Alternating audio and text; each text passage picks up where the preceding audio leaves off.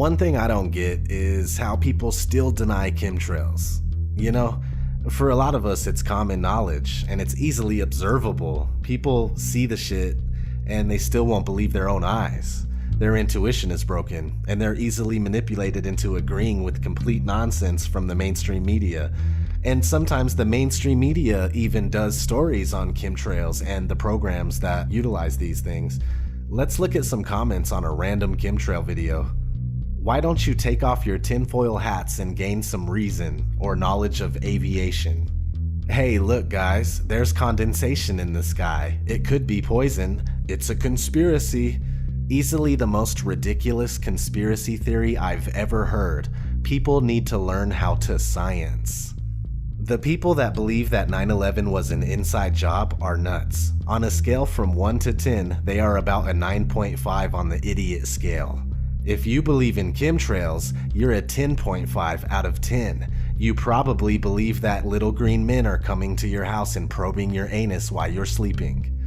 You guys realize that's water vapor, right? No, the retards think we're being poisoned. Nothing is being exposed here. Chemtrails are a fallacy. They are fucking contrails that do not dissipate. If you read a full in-depth scientific study on the subject, you would shut the fuck up. The scariest thing about these conspiracy theorists is that they are willing to abandon logic and science because it doesn't support their conspiracy. When you ask for evidence, the conspiracy theorists blah blah blah. Boring! The truth is, these people are either clueless or they are being paid to ridicule the topic in order to turn people away. Even before I started researching this subject, I knew that chemtrails were real just by looking at them. Seeing completely blue skies turn into milky, misty, otherworldly looking alien skies, it just gets so ugly and you could see the hazy particles in the atmosphere all day. Furthermore, just take a quick look at the infamous NASA document that was leaked in 2001. It goes over aerosol warfare. So check this out. This was written by Dennis M. Bushnell, Chief Scientist at NASA Langley Research Center. Future Strategic Issues, Future Warfare, circa 2025. The future is now. There are many things in the pages of this document. I just want to briefly show you page 43, Microdust Weaponry. A mechanical analog to biomicron-sized mechanized dust which is distributed as an aerosol and inhaled into the lungs. Dust mechanically bores into lung tissue and executes various pathological missions. And here on the bottom, a wholly new class of weaponry which is legal. So is the future in 2025 or is it now? You know, that really doesn't even matter. If this paper was released in 2001, then they obviously have been working on things like this and programs like this for many years, most likely many decades. And the paper says circa 2025, which means roughly 2025. I think depending on how you look at it, the time we're living in now can be defined as roughly 2025. And check this out. We go to metabunk.org where this dude named Chuck is like, I found this supposed NASA document, is it real? And Mick West replies, it's not a new document, it's an old PowerPoint presentation from 2001. There's nothing new in it that's not in many other books and papers on the future of war or futurism in general. Then it just goes on talking that usual Mick West bullshit. So this presentation is nothing to worry about because it's a few years old? Are you kidding me? At least he tried, I guess. After all, he is only an employee for someone that doesn't want information getting out. But still, fuck Mick West. We're gonna hop into this segment on geoengineering from the documentary Shade, the Motion Picture. I highly recommend watching this documentary. The chemtrail piece is top notch and very compelling. It just might be the ticket to changing some stubborn minds. So definitely share this with people. Let's roll it. If you control the weather, you control everything. You control every food supply and literally every political system. So what is geoengineering? Well, it's simply the manipulation of our weather by foreign agents. Geoengineering is now defined as large-scale manipulation of the planetary environment. This is to counteract man-made climate change. This is what the Royal Society published. This is what they put out. So this is their definition, their term of geoengineering. We have this issue, which we all have to address and is of major importance to all of us, to know that people are modifying our weather. Thus, we have to look at the facts that can be proven about what's going on in the atmosphere, about what's happening, about water vapor and its impacts, about the climate and the weather modification programs that are ongoing. These are real. The public has, relatively speaking, been kept in the dark about geoengineering, schemes, plans, global geoengineering governance, and the fact that right now, under research, anyone in the world can start conducting these experiments. So we have people artificially modifying our weather in the western states. California, Pacific Gas and Electric Company, or the city of Los Angeles. It's being modified by the Texas Weather Modification Board in Texas. Colorado, Idaho, Wyoming, lots of other states are all modifying our weather and changing our climate, with extreme implications. We believe many of them are told that what they're doing is very good for the planet, perhaps saving the planet through this climate remediation.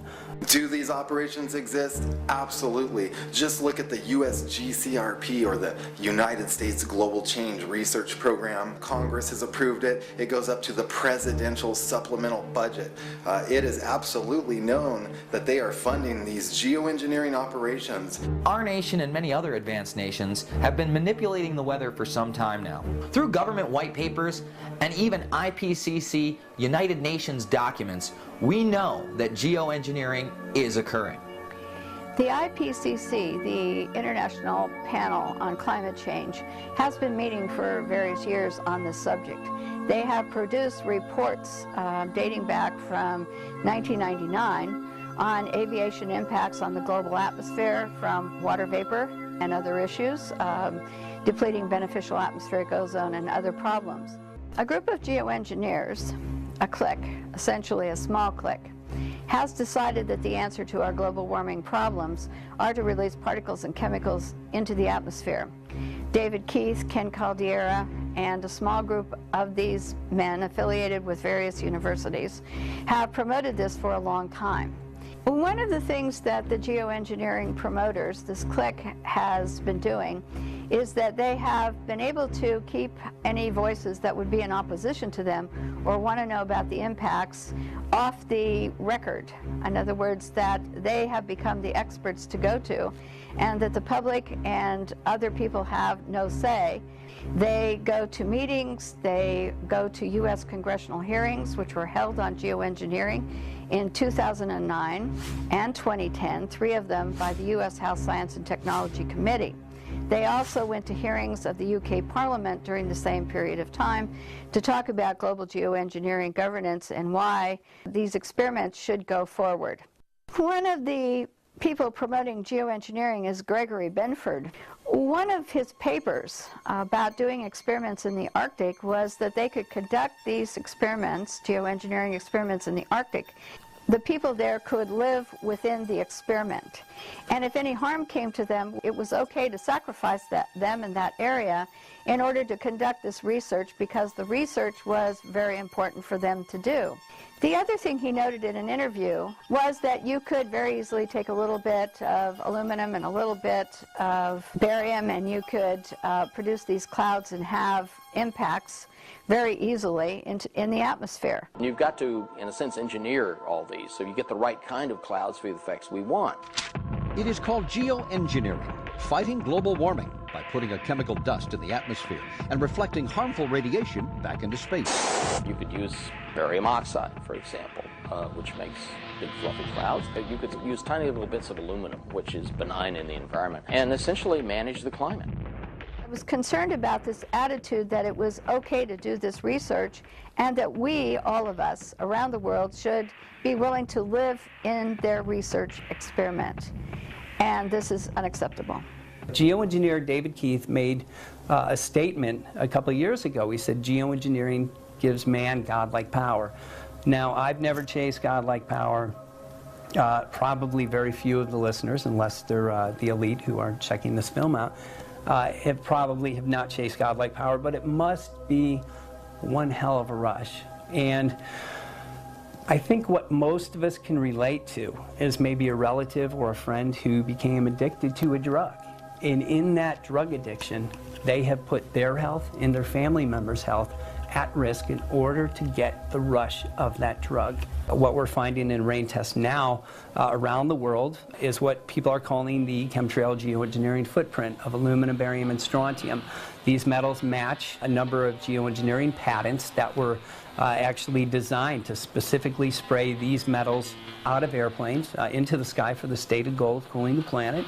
They match what geoengineers deny they're spraying, but state that they want to start spraying. If we take ground-based tests, for example, it does not prove the source of the pollution that we're finding in our soils, our air, and our water.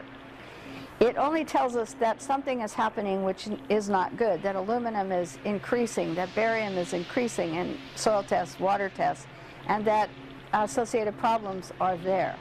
There is a belief or an opinion that the jets that leave these persistent jet contrails are spraying something into the atmosphere that would impact our health or cause other types of problems. I noticed when I started doing research in 2002 was that the trees in Mendocino County, Lake County, and other areas of Northern California were in extreme decline.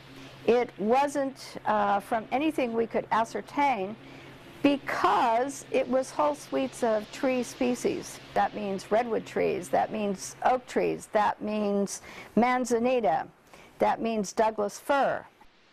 It began to occur to many of us that this decline, killing our trees, is removing a beneficial asset for all of us because the trees provide the oxygen that we breathe.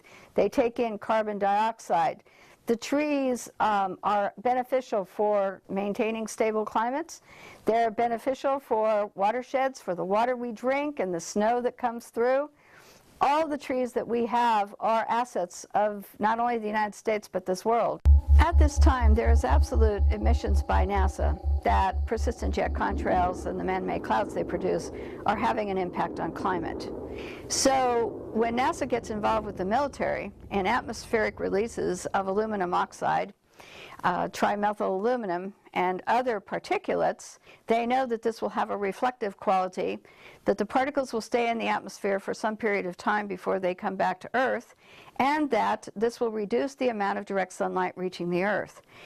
If we rely on the belief system that we believe this without factual proof, then we're in trouble because everyone is going to think that we're a nutcase, and that's what the astrobiologists at NASA say about people who believe in chemtrails. They say, well, we don't have any proof, we're nutcases. And therefore, our voices are marginalized and have been since the 1990s. Starting in 1996, the U.S. Air Force declared that chemtrails was a hoax. The EPA, all of our government agencies had declared that it was an internet hoax, a conspiracy theory. And thus, since I can't define the word chemtrails as there's no definition legally except hoax, I declined to use this term because it would marginalize my voice and the voices of those using it.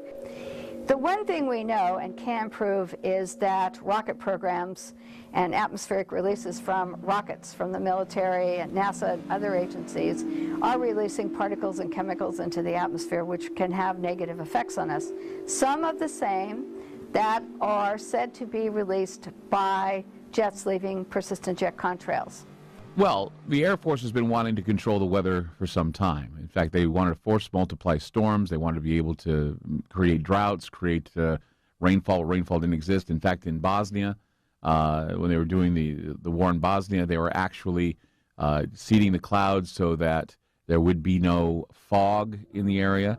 There's a military document called Owning the Weather by 2025. That's an expressed interest of our military. Aerosols are required to corporatize and control our weather. What we see in the sky on a regular basis, these long white trails that do not dissipate, they actually form artificial clouds and block the sun, is an expressed goal of geoengineers. Aerosols are discussed in these papers time and time again. So what are these aerosols? They talk about how they need to spray these metal particulates less than 2 microns in diameter into our upper atmosphere to shield us from radiation, and this is supposed to be good for us. David Keith talked about using aluminum oxide to be released by small airplanes or jets.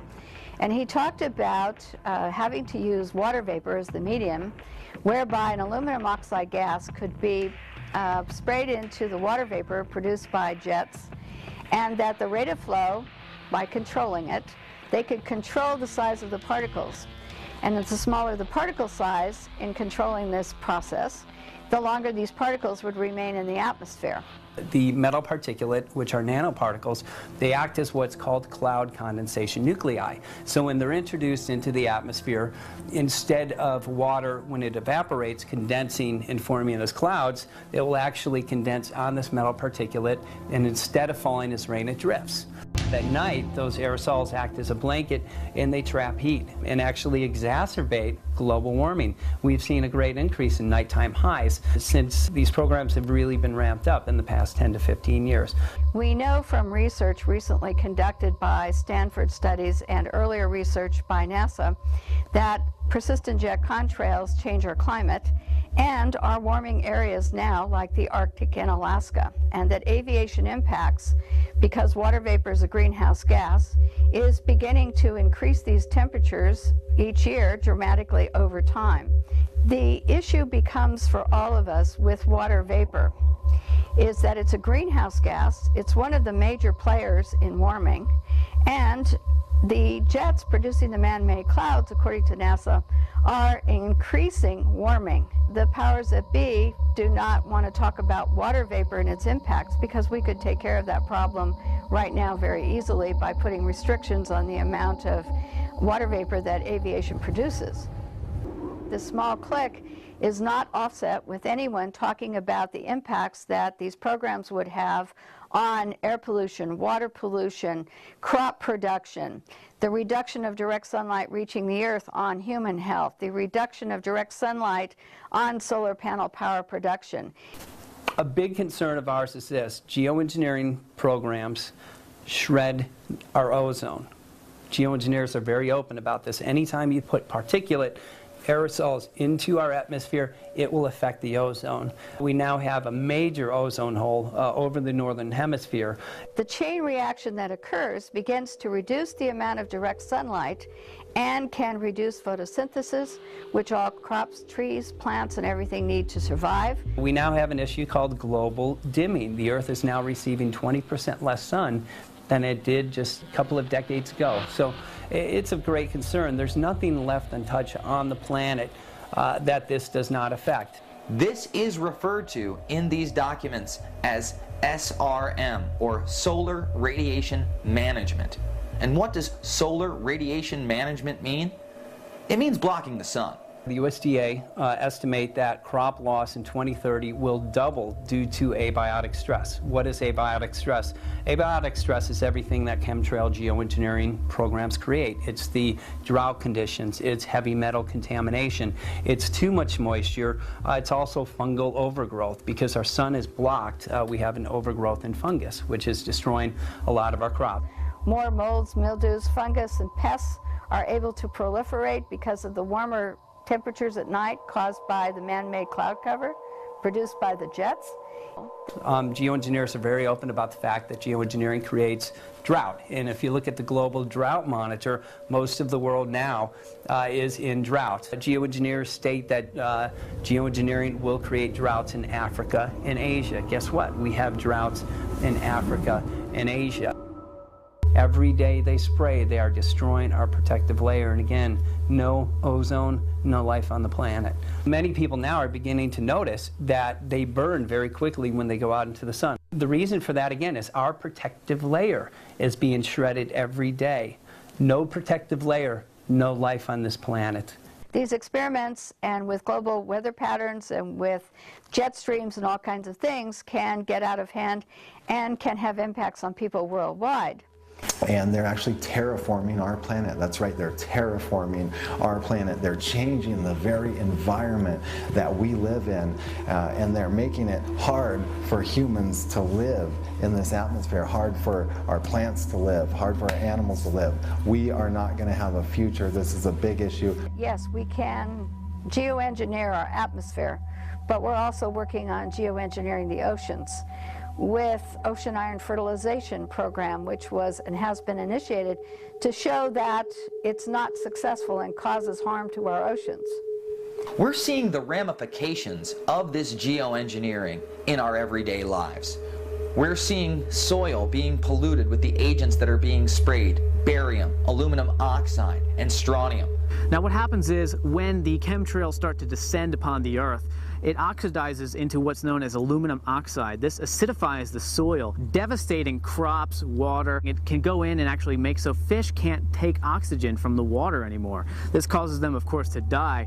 And we also have research from New Jersey that shows that not only full-grown plants, but seedlings are devastated by this as well. Aluminum in soils is not good for tree health because aluminum gets into the tree roots, and then it prevents the trees from uptaking enough moisture, water, and nutrients to survive. And so it looks like the trees are dying because of lack of water and drought, when in reality, once aluminum is into the root system, they can be dying because they can't uptake the natural things that they need, nutrients and water, in order to survive. The Texas Weather Modification Board has authorized the use of sea salt as a particulate that's used. Well, every time those clouds rain out after they have been seeded with salt, salt reaches the earth. And it's going to have its impact on freshwater systems, marine life, agriculture, crop production, because the more salt in the soil you have, the less productive it becomes. Through the sterilization of our soils and thus the destruction of our crops, natural organic farmers are now having a difficult time growing natural organic food. I mean, we have percolate in the vegetables. We have all kinds of things going on, rocket fuel, gas, all these horrible contaminants, and I can tell you it's from what they're doing in the sky. The chain reaction that takes place will reduce the amount of food that the earth can provide for us, because it changes the soil, changes the pH, and reduces the power generation that plants need, photosynthesis, for growing tall and strong. The concern for many of us is that if these programs continue, we will not be able to grow anything naturally unless it's a Monsanto abiotic stress resistant genetically modified seed. A number of these crops are what are called terminator seeds. They do not regenerate. So year after year after year, the farmer has to go back to Monsanto, which literally puts the farmers in complete debt. The farmers that are not able to recoup their losses due to the flooding, due to the drought this summer, now are selling their crops for pennies on the dollar. There's a company that's owned by George Soros now that is buying up that property, again at pennies on the dollar. That's an objective of Agenda 21. Once these entities have complete control, they can literally control what crops grow, how much grows, how many people get food. These are natural systems. But through the death and destruction of our natural systems, they come in with their solution, which is genetic modification. And in that genetic modification, they literally usurp the authority of nature or the authority of God, and they bring it under the authority of corporations. The sun drives life here on our planet. We need vitamin D3, which nourishes us, produces certain hormones. Vitamin D deficiency is something that's very common now. It reduces the amount of direct sunlight that hits our skin when we're outdoors, causing a lack of vitamin D in humans. This lack of vitamin D from this man-made cloud cover and these reflective particles leads to human health problems, which are already being identified in the United States. One of them, in recent years, has been the advance of rickets, which is almost an epidemic proportion. Not since the time when children were forced to work in coal mines at the turn of the century, instead of going to school and being outdoors during the day, have we seen an epidemic of rickets like is occurring across the United States at this time. We have aluminum, which we know is linked to Alzheimer's, Parkinson's, dementia, other neurological disorders. We have seen aluminum-related illnesses go through the roof in Riverside County. We've had over 260% increase. We have autism, ADD, and again, Alzheimer's, all going through the roof. I came to the conclusion that aluminum-coated fiberglass, or chaff particulates, were used by the ton and released worldwide by the ton for many, many years. These particulates stay in the atmosphere for approximately 20 hours, more or less. Aluminum, according to the physicians that we've spoken to, actually builds up in the body, so it will accumulate, and if it's not flushed out or chelated, it will compromise the health of an individual. Barium compromises our immune system. What this means is that after barium exposure, you're actually more prone to virtually all diseases across the board. We have seen respiratory mortality go from number 8 down to number 3 in the past 6 years. The day-to-day breathing in of these heavy metals will impact our health in a very negative way, leading to cancers and a number of other illnesses. We do know from studies that putting sulfur up means that it's going to come back down. And in the state of California, it is noted that sulfur can cause reproductive toxicity. And the state of California is required by law to notify the public of any chemicals that can cause cancer or reproductive toxicity, and sulfur is definitely on this list. So these programs are dangerous to us and should be controlled, and the public should be more informed, and that no individual corporation should be able to conduct these programs without public oversight and public consent. And this is a major issue that we're going to be facing in the future more and more. For your information, geoengineering, also known as chemtrail, is taking place globally, and there are millions of people, scientists, doctors, that know what's going on. Has anybody been looking at the skies here today? Because it went from clear blue for many days, and now we've got crisscrosses all over the sky. My barium was 150 in February. Now it's 190. I also have low blood platelets, which is a problem with clotting, okay? I also have rainwater. If anybody would like to volunteer to drink some. Anybody want to drink some rainwater? It has aluminum in it. And I'm going to tell you how much it has in it. 321 parts per billion, 7.4 for barium, and 5.5 for strontium. Trevor Bajoria of the Department of Environmental Quality says this is safe to drink. Anybody want to drink some? I don't. I stay at home. I am disabled and getting more disabled because of what is in our atmosphere. Excuse me, sir, but your time's up. Well, extend it. You can extend it. Okay, she spoke for 20 minutes with a high school chemistry class. There's a lot more information out there than that. This is terrible, and you are all being affected by this, and you better wake up, look up, and realize what's being dumped upon us. This is for real. Our own government, the United Nations, is making us sick, and you better wake up. Thanks for the extra time, okay? Thank you. I want some answers in writing. Thank you. A lot of people like to say, well, no, it's not from chemtrails, it's not from air traffic. If that's the case, fine. Where are the toxins coming from? We need to know this. All of us need to know this because it's in our blood. It's in your kid's blood. It's in your blood.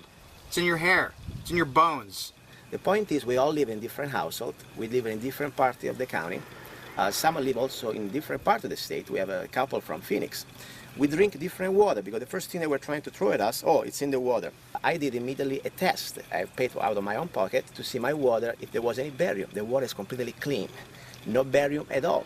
The health department put on a little dog and pony show here locally, trying to, in my opinion, placate the public and try and explain where barium might come from, other sources like Brazil nuts, which I don't eat. The county tried to discredit us, say, okay, this is in some sort of a magic food, like nuts from Brazil or stuff like that. Come on. First of all, I eat my own food, I grow my own food, and we all eat from different households. We don't live in a commune, okay? So forget the food. I'm not surprised. I mean, let's look at the history. In the last 100 years, it's been proven and completely declassified information. They've been experimenting on people without their consent or will or knowledge. So let's not try to say, oh, my government will never do that. They already done it. Now the point is what they're going to do next.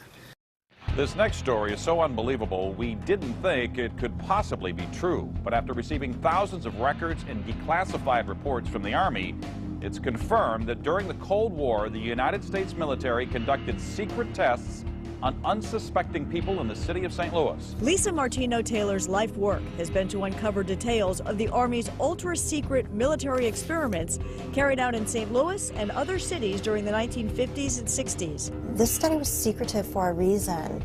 They didn't have volunteers stepping up and saying, yeah, I'll breathe zinc cadmium sulfide with radioactive particles. These Army archive pictures show how the tests were done in Corpus Christi, Texas in the 1960s. In Texas, planes were used to drop the chemical, but in St. Louis, the Army placed chemical sprayers on buildings and station wagons. City officials were kept in the dark about the tests. The Cold War cover story was that the Army was testing smoke screens to protect cities from a Russian attack. The truth, according to Martino-Taylor, was much more sinister. After enough time goes by, the truth either gets completely hidden or it gets exposed, but still nobody does anything about it. We have to do something about this. Alright, so if you watched all of that, I really appreciate it. I'm gonna end this video with a clip of a video that I found on the Of Geometry channel entitled Pilots, Doctors, and Scientists Tell the Truth About Chemtrails. Check out that channel for some good chemtrail videos. As always, this is ODD TV. Thanks for watching. Aircraft making a condensation trail is very similar in many ways to when you go outside on a cold day and exhale. You create a condensation trail. That little cloud is a condensation trail. Now, if you take a 2-mile walk on a cold day and you can turn around and you can see your condensation trail tracking all the way back for 2 miles. That's how crazy it is to think that what we're looking in the sky is actually condensation trails. The contrails, not the chemical, the contrails occur because of cold air, minus 30. It takes a high altitude, around 30,000 feet plus.